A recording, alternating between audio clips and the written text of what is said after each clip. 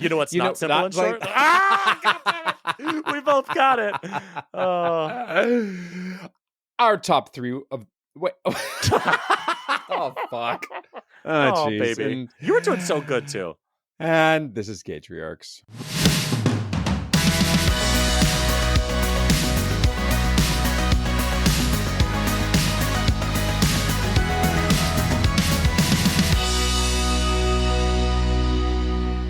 So my son was sitting in my lap.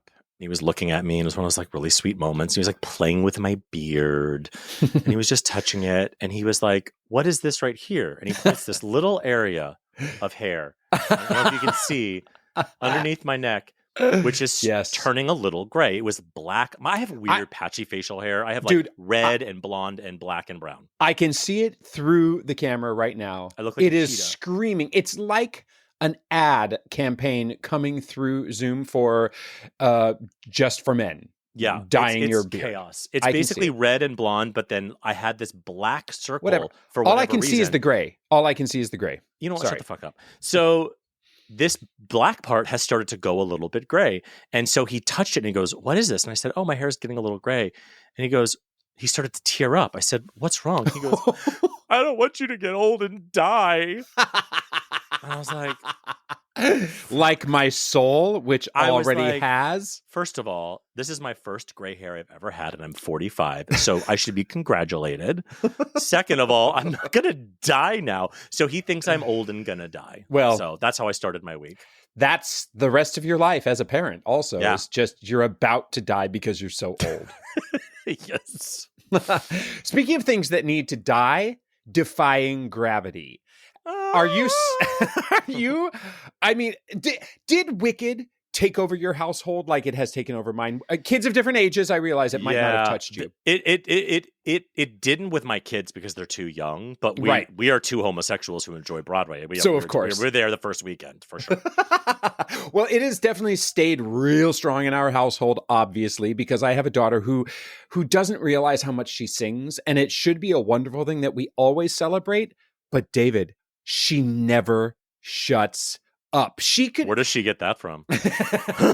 She never stops singing, ever stops singing. And the thing is, she's a tremendous singer. So obviously we want to encourage it, but no, we don't. Like you need to take a break or go channel it somewhere. But of course, as I've already established, she's too good for theater. So that's why she hasn't auditioned for anything ever. Not that disclaimer, not that we want her to pursue the arts, because obviously she needs to be a doctor or an attorney.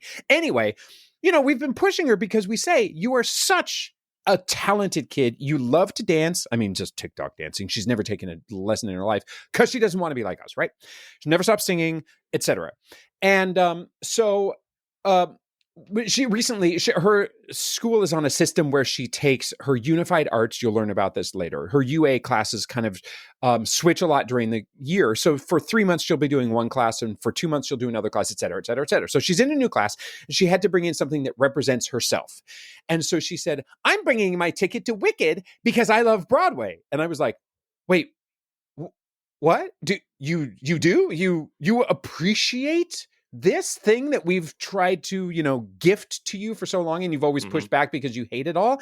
And it's just another reminder that however much you push your kids to be the way you want them to be, boy, daddy, you need to back the fuck up and just let them find their way. But she probably also pushed against it prior just because her dads were in it. Absolutely. 100%. Do you know what I mean? And then now the actual joy is starting to seep into her. 100%. She's like, "Oh, fuck, I actually really like this thing. Yep. How am I going to go around giving my dads the pleasure of knowing that I am into the thing that they did professionally for years?" Yeah. And again, I mean, there's that push me pull you too, is that we're like, we don't want you. She's like, "I don't want to do what you want me to do." We're like, okay, right. You don't have to do what we did. It reminds me of that scene in Friday Night Lights where he goes, "I don't want your life." Do you know that scene? So anyway, it was a really good performance of that. a Broadway caliber, if you will. Yeah. That tracks entirely. You know what was a really bad performance was there is a crossing guard by our bus stop, and he is, a 300-year-old man, and this is his only job, and it's very like you are not exactly what disparaging. You are not. No, I'm not disparaging. I'm just guard, right? I like fitting the stereotype, right? Like this is the crossing guard or whatever, and he's very nice, and every day he says hello, and on half days he says, "Remember, it's a half day," and all these things. Well, I'm standing there and I'm listening to him talk to kids as they come by, and this one kid come by, and he goes hello, and the kid was like hi, and the guy goes, "Did you miss me? I was gone for 3 weeks. I was in the hospital." Oh, and the kid just said nothing and kept walking, and he went, "Okay, bye." Oh, jeez. I was like, this poor man was in the hospital, and nobody noticed.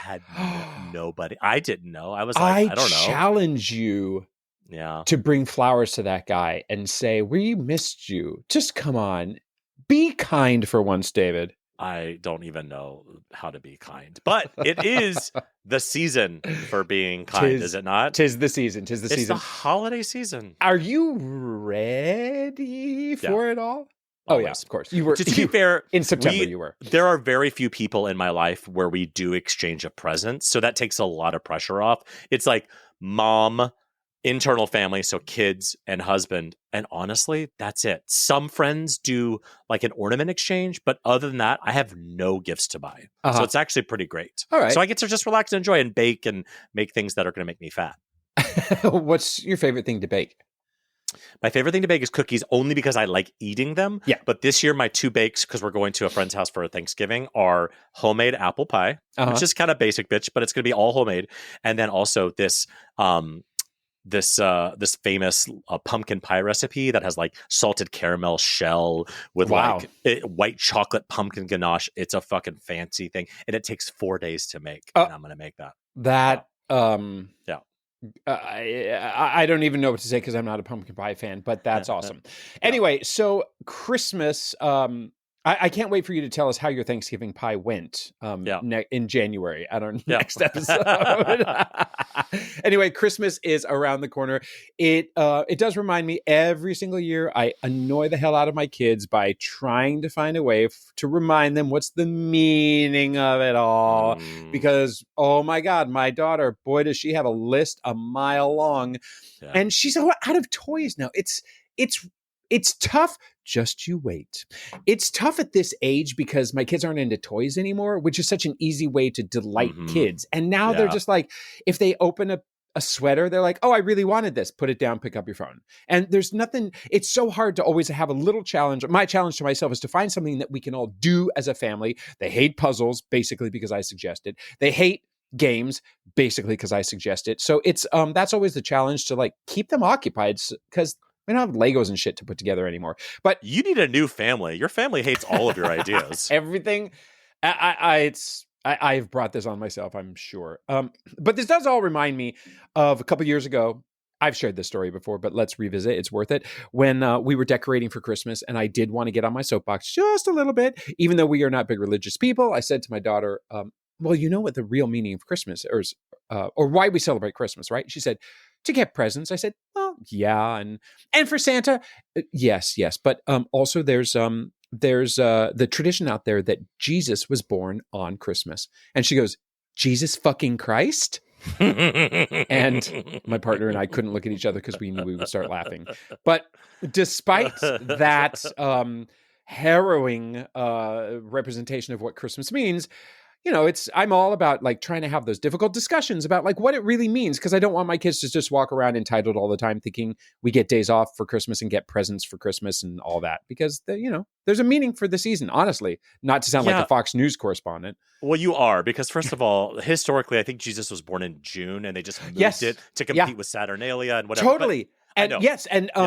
Pagan rituals around winter and Totally. But that brings up a thing I wanted to quickly talk about, because I have another section I want to talk about. But I have been running into, now again, I have a 5 and 2-year-old, so I have very young kids, but my 5-year-old is like old enough now to like ask a lot of questions that are maybe ahead of him. And one of the things that's come up because of the election, because of Christmas, because of all those things, words like God, Trump, church, like all of these like really big words. have come into play, and he hasn't started to really deep dive, but I know it's coming. And really my question was like, how do I define these terms so for God, as an atheist family, as a liberal for Trump, as all these things, it's like, how do you define these things with giving your kid the kind of full spectrum of what it is, but also your family's point of view, but also you may find a different point of view. All of those like very dangerous things at 5. Like my son came home and he was like, I don't want the boy to win because one of you, he's going to take one of you away from me. So that's his vision of Trump already, right? Right. God, right? We are an atheist family. We don't go to church, but we have friends and family who go to church. Sure. And so defining it without being like him going, well, why aren't we believing that? Or maybe that's what I want to elicit. I don't know. For my unsolicited advice that you're seeking here right now, for sure, is the advice that I do not follow. My partner, it's the best advice, right? My partner is constantly saying to me, Gavin, stop talking to them like it's a college lecture. Bring it down to their level. How many of our listeners are shaking their heads right now? How many of our listeners? Simplifying and making it short. Which is hilarious. I know. It is not my greatest talent to simplify and keep it short, but simplify and keep it short and keep their facts. Actually, I did get advice from a teacher the other day who said, ask them first what their opinion is or what they know and riff on that. Totally. That's actually good advice. Did you see how I kept it simple and short? You didn't know. When you were describing how you don't keep it simple, that was the longest thing I've ever heard in my entire fucking life. Anyway, so I know these things are coming, especially as our government starts to collapse and we start to wear our red hoods. Right. I'm going to have to start defining these hard things, but you're right. Keeping it super simple, but also asking him what he knows and then expanding on that. There is our dad hack of the week. I mean, talking about have one, and it was great. I know. Talking about tough topics with your kids, first ask them what they know and what they believe. And there you go. So one of the last things I want to talk about before we move on to our little bits is, and this, I don't know why, but I think about this more than anything as a parent. I think about friends of mine or people who are friends with non-parents and that relationship, the relationship you have with your existing friends, and then one of you becomes a parent. And how that works. And so I was like, well, how can I help people? And I was like, okay, I'm going to give my advice, and Gavin, you too, to people who are friends with parents, but who are not parents because they don't want to be, right? Not because they haven't been parents yet. Right. And because I think there's a lot of misconceptions by the childless people about childed people. So one of the things I want to suggest is, as a friend of a person who has kids, always assume they can do the thing you want them to do, even though it may not happen, even though, that's during school hours, even though, on the weekends are hard for them. Ask us anyway. Ask us to the play, ask us to lunch, and let us say, so sorry, the kids or whatever, because we are so desperate for adult interaction. And don't give up. Don't give up on us. Don't give up on us, because we would rather fight to move things around to make it work and see you. Don't try to take that burden on yourself. Okay. The other thing is don't fake a relationship with our kids that is not earnest. And I mean, if you don't really spend much time with them, say hi, high five them, ask them how their day was, but don't pretend that you need to have this deep conversation. We don't need that. The kids don't care. The kids don't care. You don't have to be as close with my kids as you are with me to maintain a relationship with me. And I think that is I could understand how you could be confused about that. Maybe some people will disagree. I don't know. Email us. The other thing, you being childless is a good thing, and we do not judge you about that. I often hear from my childless friends, well, we would have had kids, but they're trying to be defensive as if I think having kids is better than not having kids. Ask any parent. They dream about your life. They want your life. And so don't feel self-conscious that you're well, we didn't want the kids, that's somehow offensive to us. We fucking love that. Especially, we love people who don't want to have kids not having kids. It's totally, the people who 100%. Don't want to have kids and have kids. And then my last thing, and this contradicts the other thing, but we are nothing but what on this show? Hypocrites. Yep. Is if you have no relationship with our kids because you just don't see them and whatever, and you don't really give a fuck, totally fine. Once every 6 months, initiate a, hey, how are your kids doing? Mhm. That's it. That's all we need. Just to remind us and you that you know who they are. Simple and short. There we go. Just like Gavin. You know what's not simple and short? What? Our top 3 list. Gaytriarchs top 3 list. 3, 2, 1. So this is my list, the best list. And so this week, since we are all stressed because of the holidays, I wanted to know what are the top 3 relaxing things? And obviously this is very personal.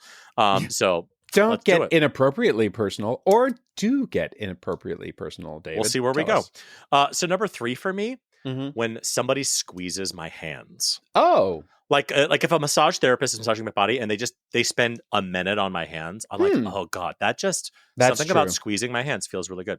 Yeah. Number 2, we went to Scotland last summer, and we went to this like bluff overlooking the ocean. There's this place called Fiddle Rock over on the East Coast. And my husband and I went there, and we just laid in this gorgeous grass overlooking the ocean, looking at this gorgeous Fiddle Rock. And it was like the greatest, most relaxing 5 minutes of my life. I was just like, I disappeared into the earth. So number 2, Fiddle Rock. And number 1, and I'm only saying this because I'm trying to be honest with you, listener. And this is true. It's not like listening to music or it's the Lord of the Dance soundtrack.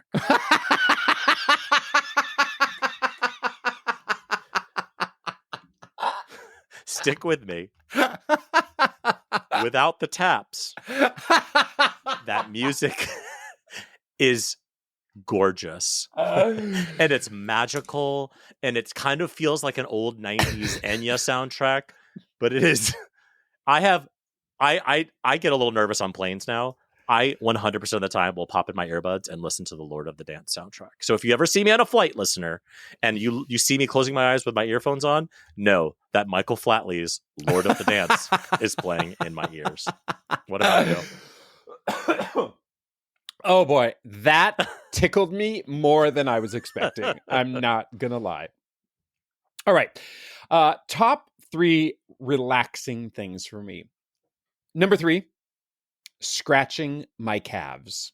I love being able to reach over, getting into bed, getting up, whatever, having a moment, and just scratching the hell out of my calves. And it just feels so good, especially taking your socks off at the end of a long day. I find it so relaxing to scratch the hell out of my calves and my shins. I feel like that's such a dad thing. Like you waking up in the morning, pulling those socks down, those tube socks down. Those wool socks I wear in the winter. Those stained wool socks. Number 2, I also have an album on here, but in the Christmas spirit. I love the Mary Chapin Carpenter album, Come Darkness, Come Light. 12 songs of Christmas. It's super old fashioned. Like you want to talk about like pagan.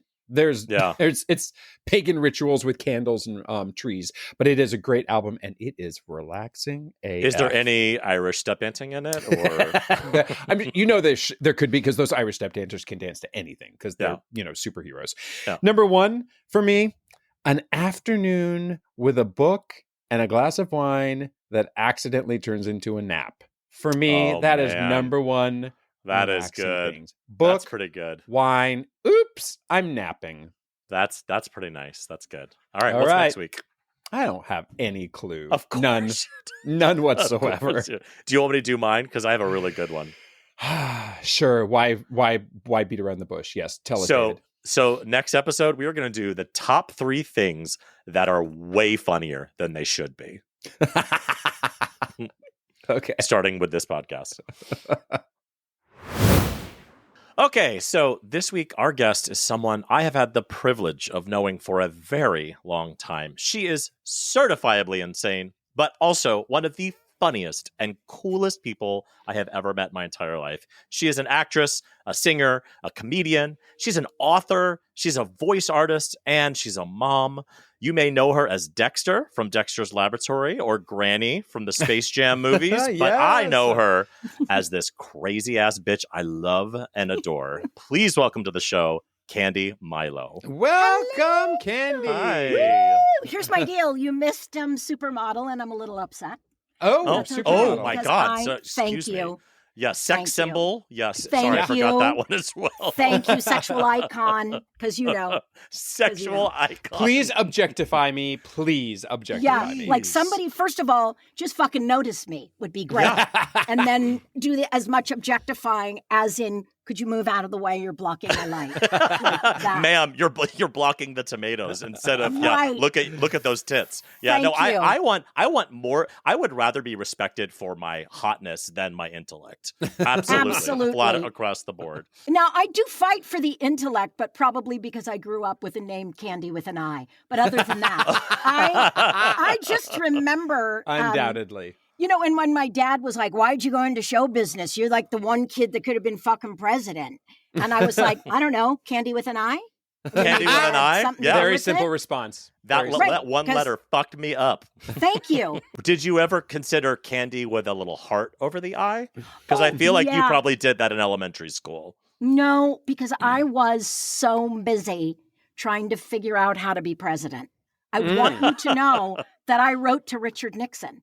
Oh, I was Wow. 10 years old and I wrote like 7 pages back and front. wow. Like my parents run this home for the newly displaced, and I want you to know that they're having a hard time because blah, blah, blah, blah, blah. And then at the end, please respond with what is the best way I can become president. And all he wrote back, and I have it framed, all he wrote back was, it's a pleasure sharing a January 9th birthday with someone. Please enjoy, blah, blah, blah. And I'm like, and it's kind of wrinkled in the frame because I rolled it up in a ball and threw it away. And my dad picked it up and went, whoa. Whoa, wait a I want minute. to save this. I was like, he didn't tell me I was going to be president. You So- would think they could. Somebody in that gargantuan office could have had some pithy one-sentence response, like, you know, practice, practice, practice, or something. Or what about women can't be the president in the Or United Yes. States? How about something like that? Some honesty, some Exactly. brutal Yeah, let's honesty. have some honesty. Yeah, but okay, so let's go back to how we normally start our interviews, which is,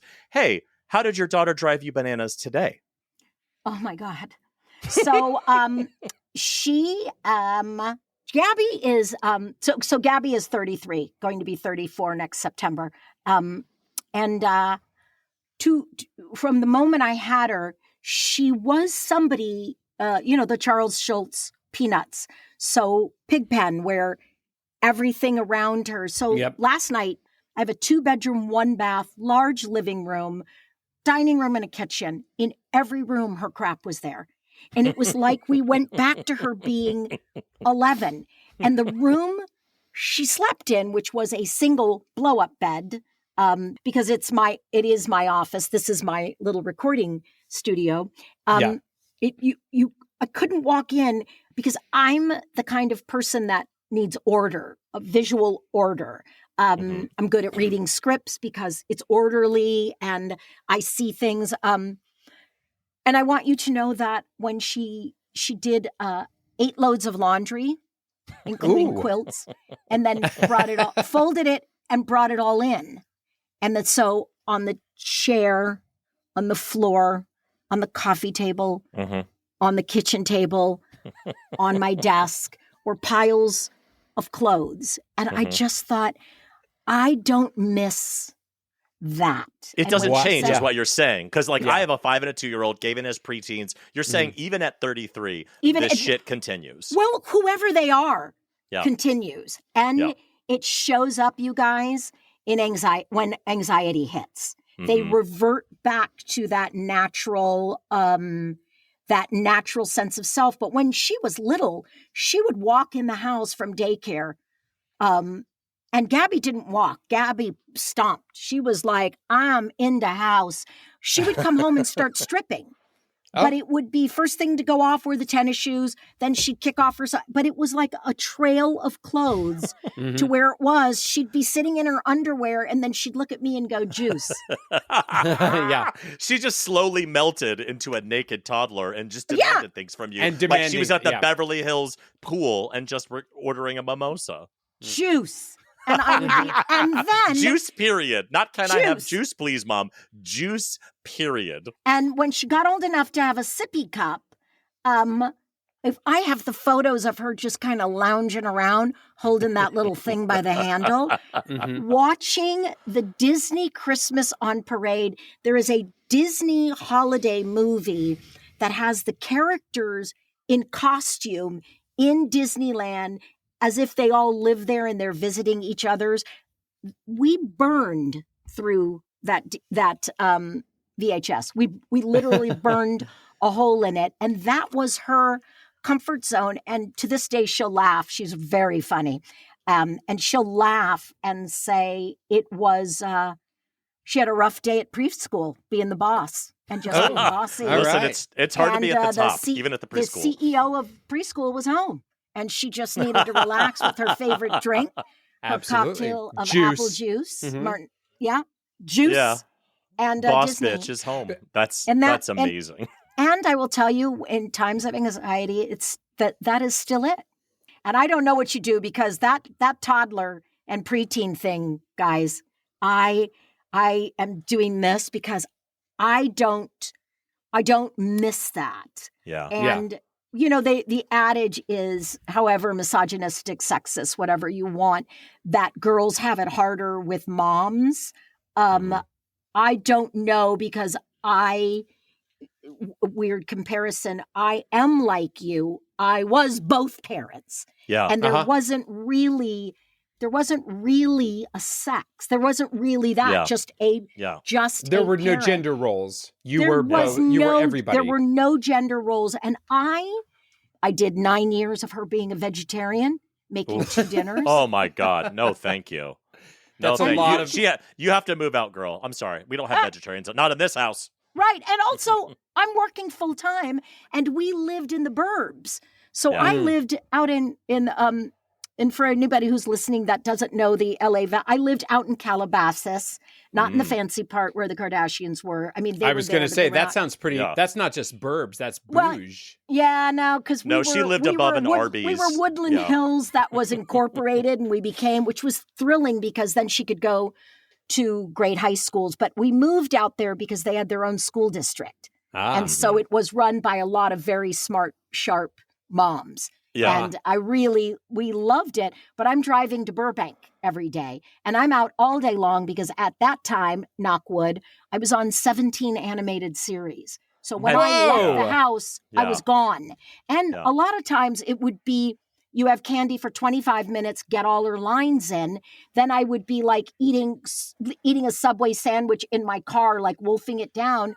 So you were on 17 shows. I mean, I hear that it's a sobs. I hear that was a big old pain in the ass for sure, but also fantastic luxury of like you were busy and you must have been thriving. Dude, what was your those favorite? Were the days. What was your favorite of all of those many voices you've oh my gosh. done? It has to be my favorite show to do were 2 of them.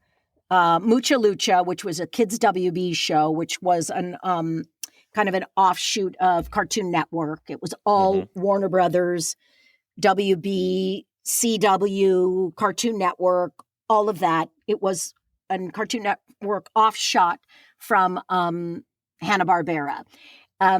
And I did 2 shows with Cartoon Network that were my hit pick favorite. Mucha Lucha, because I did a character called The Flea from Mucha Lucha, which was my homage for Chichi Marin. And he was an idiot, which I loved. And then I did Foster's Home for Imaginary Friends, which fabulously enough, we are getting a reboot. I love it. And it is... and I did a character called Cheese on that. I played Madam Foster, who ran the home for Imaginary Friends. And I played a tree plain bird imaginary friend called Coco. And all I said was, the whole time. So dollar-wise, she was my favorite. I was about to say that like word per dollar ratio. That's giving. It's so funny that you say those 2 because I don't know those 2. And when you and I met, I spoiler alert, I hired Candi for a show I was directing. I had no idea she was this fucking huge voiceover star. But you were the voice of Dexter in Dexter's Lab for like my generation. That's fucking huge. And now, kids watching movies now, you are Granny for all WB projects. Yeah, and that's been a blessing. And because, one of the great things about starting in voiceover that we don't have anymore, as we all know, the industry is shifting. I believe that we're shifting into 100% independent productions. So you are going to have to figure a way to get it made, and then you'll sell it to a studio that will distribute it. And that will be their only, which is why all of this prime property, all of these studios are going away. I mean, CBS is owned, I believe, by Amazon. I forget. I think Amazon even bought the Cartoon Network building. There is no way for studios to create their own projects. What they want to do, because they don't want to pay. So they want it on the independent producer to be able to pay residuals and do all of that, and that they'll just distribute it. And so I think it's going to take a couple of years for that business model to happen. But back in the day, I could make, let's see, I was Astro Boy. I was on Chalk Zone. I was on My Life as a Teenage Robot. I was doing some Looney Tunes stuff. I started on Tiny Toons.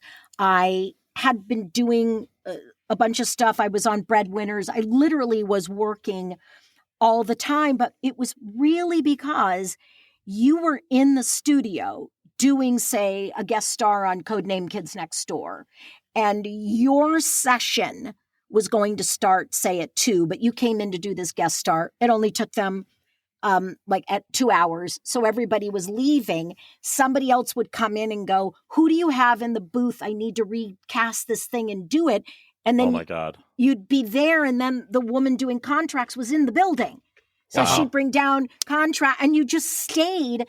And that's literally the way it was. And then the financial security it gave me, having come off of a divorce, when my daughter was 3 or 4, it was bad from the jump, but when she was about 4, actually 5, we had started what ended up being a 2-year a process of just kind of separating and disillusion.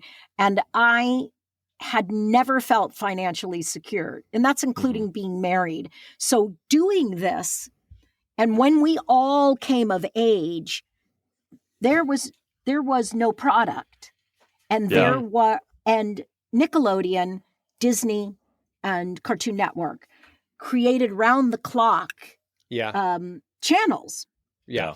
So they're playing my show 20 times a day all over the world. So amazing. These are not real numbers, but say I made $45,000 because we're only paid $1,000 for a session. Say I made $40,000 in session, I'd make $750,000 in residuals. What I love most about those stories is that this Hollywood icon, this person making tons of money, working, she's the star of all these things, is scarfing down a turkey ham and cheese on dry bread in Santa Monica. It is just it is exactly what Hollywood is to me. It's like the highs and lows, baby. And that's kind of similar to kind of your book, right? I wanted to make sure we plug your book because you just wrote, you have a memoir, and tell us a little bit about that. So I had written, listen, to make a very long story short, I grew up in the San Jose Bay Area, San Francisco Bay Area, South in San Jose. If this was San Francisco, this was San Jose. So, Dionne Warwick, for those of you, this is an audio platform. She was talking about her head, and then she pointed to her armpit. To my armpit. Yeah. I mean, Dionne Warwick didn't know the way. So I grew up in a very small town that is now, I guess I'm not going to get political. I won't say the new Kremlin. I won't say that. But Silicon Valley was not that. It was ranches and farms, and it was very much like the Midwest. It was a lot of ethnicities, and Ronald Reagan decided that he would close 32 mental hospitals and wards in the entire state of California. Mm-hmm. And the idea behind that was that families would take up the mantle and they would take their relatives in, or they could be rehabilitated to be in independent housing. All right. So we have that going. That was the idea. They had the full backing of the ACLU. When I tell you this was, everybody thought, yes, hospitals are a horrible place to be. There are abuses. All of this is just horrible. And so many movies and stories and books based upon, frankly, mental institutions always from the 50s and 60s, which were not a great way to live, but people were theoretically cared for, right? Until they were safe is what it was. They were housed. They were safe. We have to remember so my dad had been a performer on the streets of New York in the 20s. If he were alive, he'd be 110. And he died very, very young. But if he were alive, he'd be 110. He was performing when the USO used to pay. The USO used to be a job, and it used to be called ASUSO, Armed Services, whatever the fuck, USO. And there were 5 of us kids. It wasn't a lot of money. We were living in a motel that my aunt owned, and my mom was cleaning and renting rooms. And my dad was traveling. First it was the Philippines, then he was in Vietnam. And he was seeing these guys becoming shell-shocked, and we lost Vietnam. We pulled out, and he was worried. So he was doing these stateside shows, and I say it in my book. And I want you to think of my book as the prose style of David Sedaris and the mouth of Carrie Fisher. Because we basically had the same parent. One was famous, mine wasn't. But they both worked, and my dad knew Debbie. So he comes back, and he's doing these stateside hospital shows that he used to call the shits, a state hospital inside tours. So meaning inside country. Yep. So he was doing this tour, and he was singing at, I think it was Agnew State Hospital. And I used to go with him because I was born into the wrong family, and I had a very high IQ. I had a lot of pizzazz. I'm just going to say, both of you would have given me up for adoption. I just want you to know that. Both of you would have said, please. I taught myself piano at 5. I taught myself to read at 6. I would skip 2 grades. It was like one of those where I was You're like, a sex object. We know. That we is get it. You're Supermodel. Like, totally. I'm Supermodel. probably a fucking alien. I got to say that carefully. I would so I don't believe get that. Deported. So I used to go with him. And one night he was with Martha Ray, and they were doing a double in this hospital. And I would sit in the back and sell my dad's records at a card table that he would set up. He is doing a double with Martha. They're doing their thing. Then she does her show. And then my dad has this conversation about the imminent closure of all of these hospitals. And these doctors had this idea that there would need to be created these interim homes where people, once they were discharged from the hospitals, and if they had long-term, think about the people that had been in there since 18. They're not teaching them to read. And they're coming out at 30 and 40, not knowing anything. They can't rent an apartment. They can't get a job. They can't like read. A halfway house, kind of. Yes. Yeah. So that's what they opened. We were one of the very first, if not the first, licensed halfway house in the city of San Jose. And I had done my research by going up to San Jose and going to the San Jose State Library and pulling term papers from that. And a lot of what the students were writing about was the big lie back then was that there was about 25,000 people that rolled out over 3 months.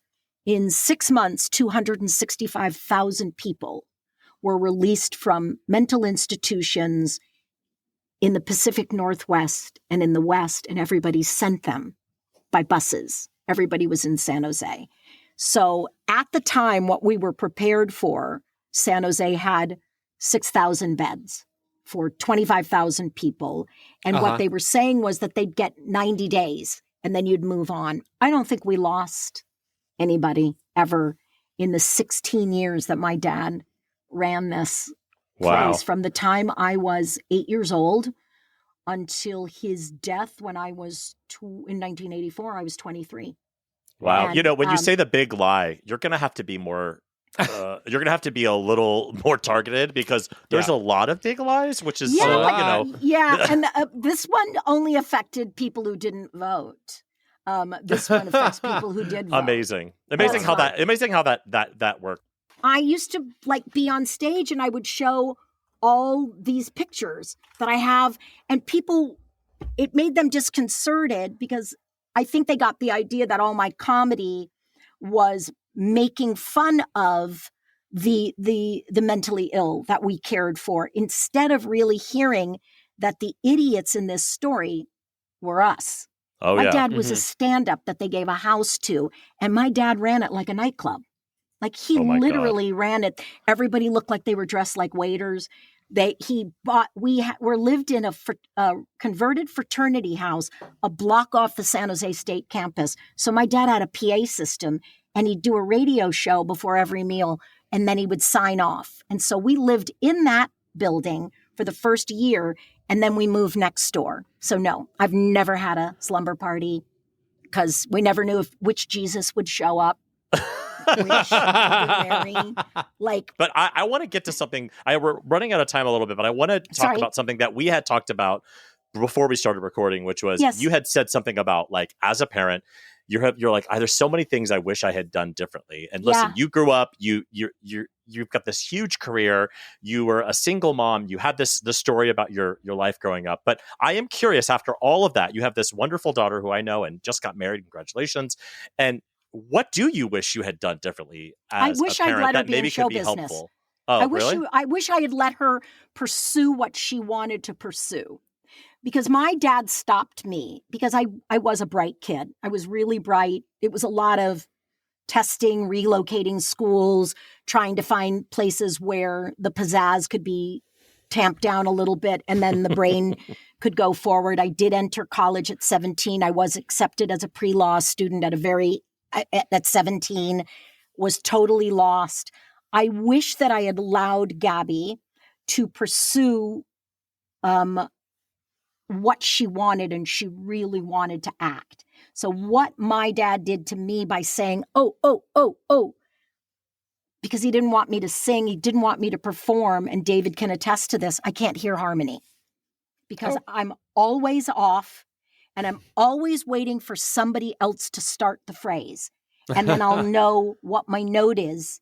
And I did it. I was in Dreamgirls. I was in the first national tour and I was hired by Michael.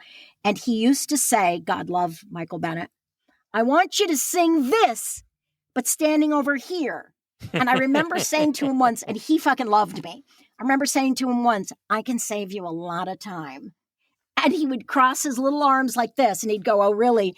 If you just let me sing what you want me to sing, singing next to this girl who's singing the same thing. Because if you put me next to this person, I'm just going to sing that because I've been destroyed. And I wonder, I'm going to cry, but when I see my daughter hesitate for her talent, and I've said this before we started, that my daughter is amazing. And my daughter is my mini me. And I remember the first time she did a little commercial and she did an audition for Michelin tires. She was so chubby, they wanted her to be in the inner tube. They wanted her to be in the tire. The first thing the director said was, as I was walking in the room, and she's tiny, and the director came out and said, oh, we don't want parents in the room.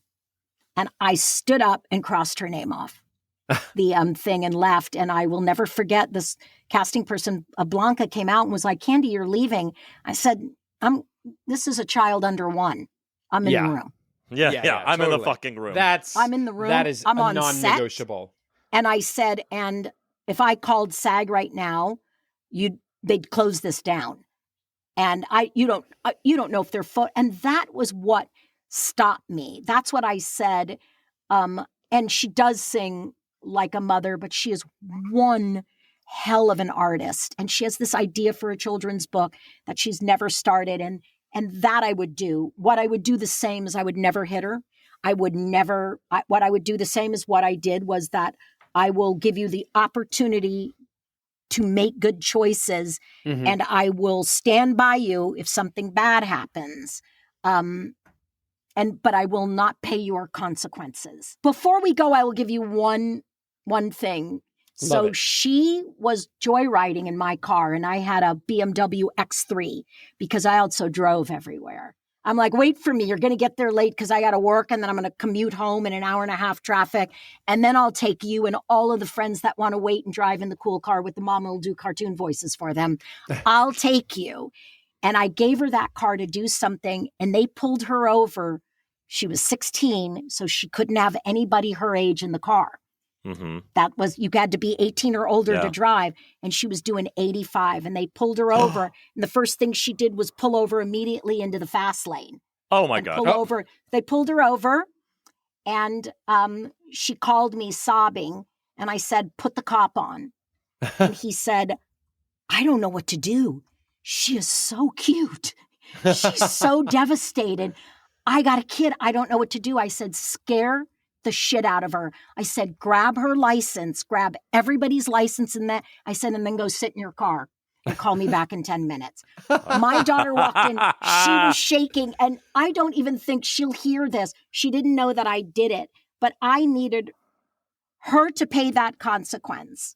Yeah. Yeah, 100%. That getting pulled over experience is like a really great, it's a safe consequence that they can learn in almost like a little bit of a curated way. Like I've heard this advice before where it's like, let your kids do dangerous things.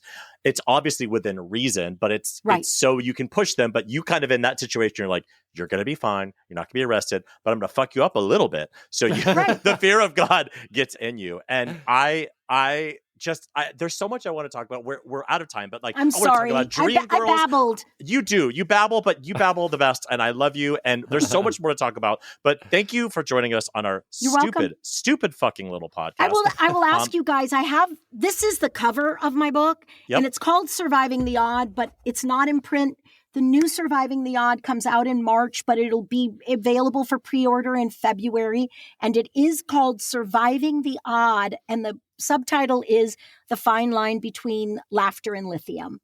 And it is it's a wonder. I think it's a great coming of age story. And if I can live through that, you guys can live through fucking teenagers. Thank you.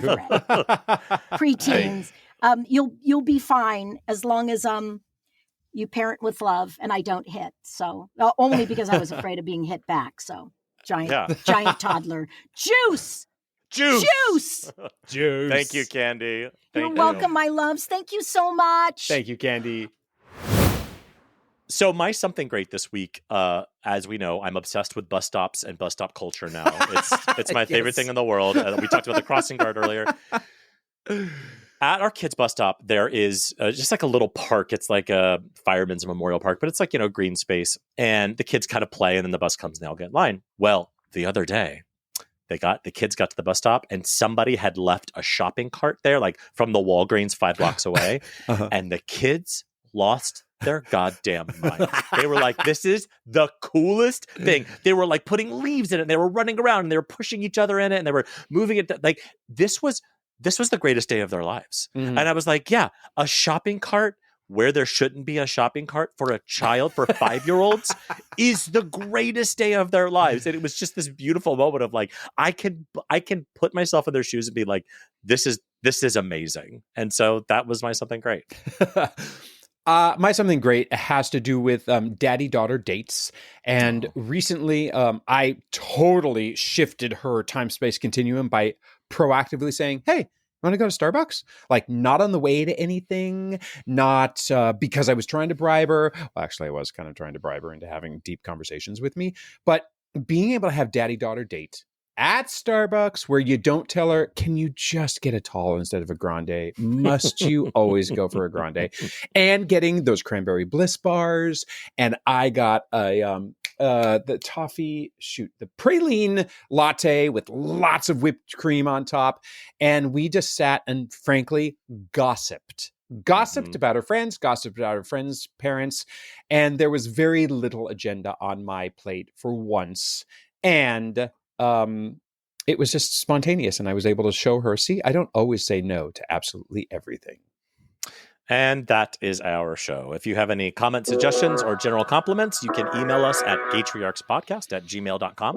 Or you can DM us on Instagram. We are at GaytriarchsPodcast. On the internet, David is at DavidFMVaughn everywhere, and Gavin is at Short and Simple on Nothing. Please leave us a glowing 5-star review wherever you get your podcasts. Thanks, and we'll celebrate all the holidays with you next time on another episode of Gaytriarchs.